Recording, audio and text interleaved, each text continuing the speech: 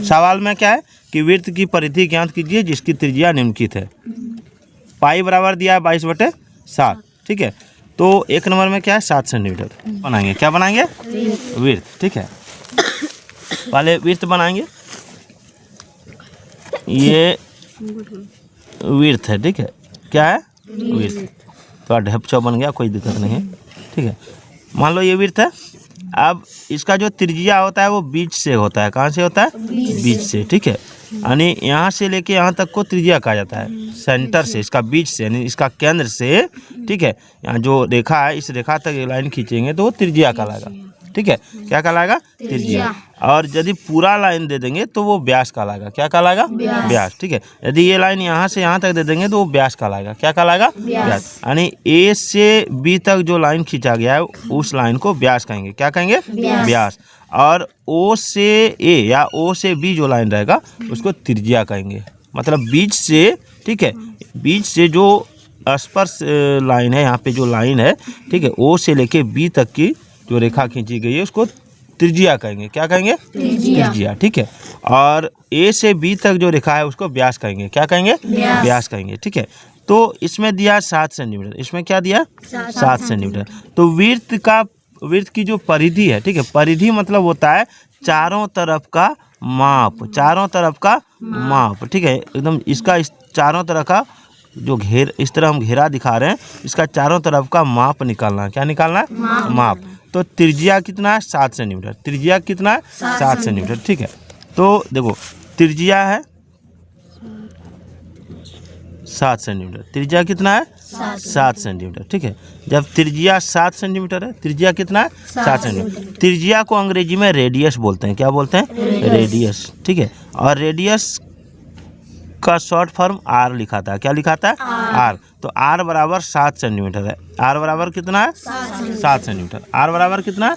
7 centimetre. अब पाई का मान किताब में दिया हुआ है 22/7, 22/7, ठीक है।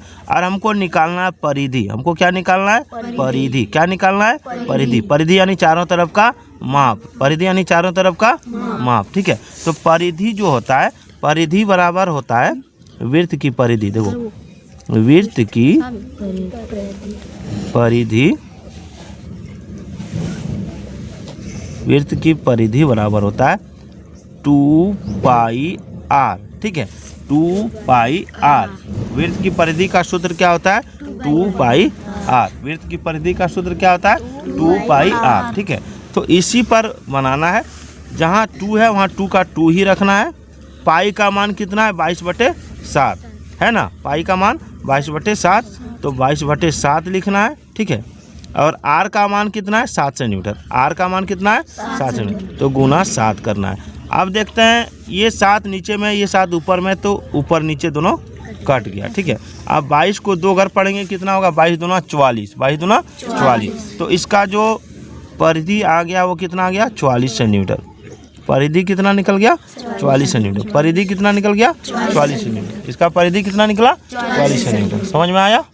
दूसरा सवाल देखो। यदि यहाँ पे दूसरा है 21 मिलीमीटर। दूसरा कितना है? 21 मिलीमीटर, ठीक है। तो दूसरा है 21 मिलीमीटर। तो यहाँ देखो त्रिज्या कितना है? 21 मिलीमीटर, ठीक है।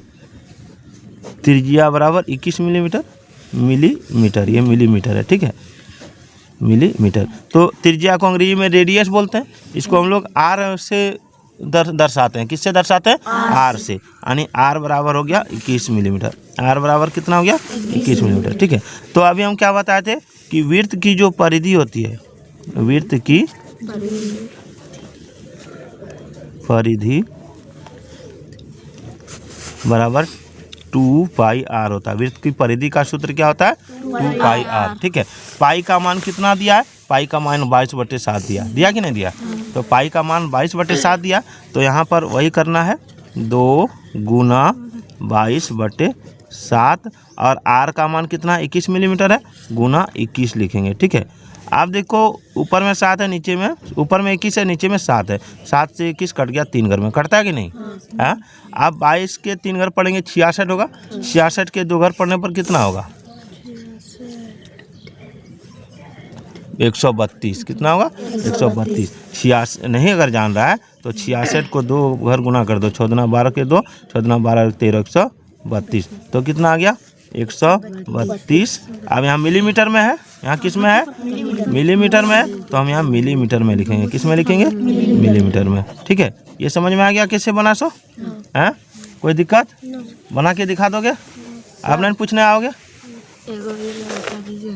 0.56 वाला 0.56 वाला कैसे बनेगा, है ना? इसको और आसान है, देखो यहाँ पर कितना है 0.56, ठीक है, तो 0.56 है, तो 0.56 को क्या करना है सो देखना,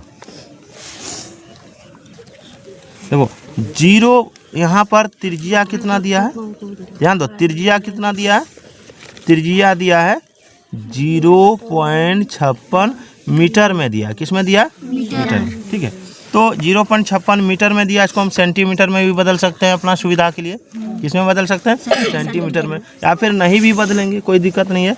तो हम हाँ वृत्त की परिधि क्या होगी, वृत्त की परिधि का सूत्र अभी हम क्या बताए थे 2πr, क्या बताए थे 2πr, ठीक है, तो दशमलव देख के तुम लोग डर गए है ना, हाँ कुछ नहीं करना है, 2 गुना 22/7 गुना 0.56, ठीक है। अब 7 से 0.56 को भागा देना, भागा कैसे देंगे सो देखो 7 है 0.56, ठीक है, अब देखो यहाँ 7 के यहाँ 0 है, ठीक है, हम एक नया तरीका तुमको बताते हैं, यहाँ 0 है तो 7 के 0 अगर पढ़ेंगे 0 हो जाएगा, तो यहाँ 0 लिखा जाएगा, लिखाएगा कि नहीं लिखाएगा, हाँ अब लिखा जाएगा।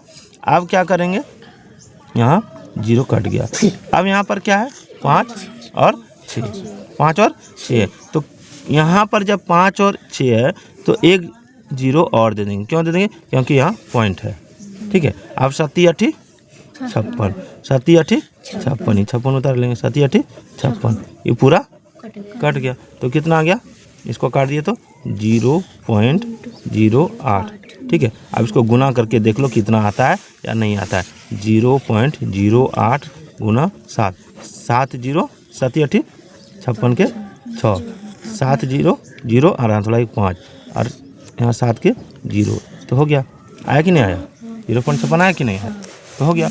तो आप इसको गुना कर देंगे 2 गुना 22 गुना 0.08, तो इसको गुना करो, इसको तुम लोग गुना करोगे तो कितना आएगा 22 दूना 44, ठीक है, 44 गुना 0.08, तो 44 गुना 0.08 है, तो यहाँ पर गुना कर लेते हैं, ऊपर में 0.08 लिखते हैं, 8 चौक 32 के 2, ठीक है, 8 चौक 32 के 2, 4 0 0 और यहाँ थोड़ा 3 हो गया, ठीक है, 4 के 0 पर पड़े 0 आ गया, 4 के 8 कर पड़े 32 के 2, फिर 4 0 0 और यहाँ थोड़ा 3 आ गया, ठीक है।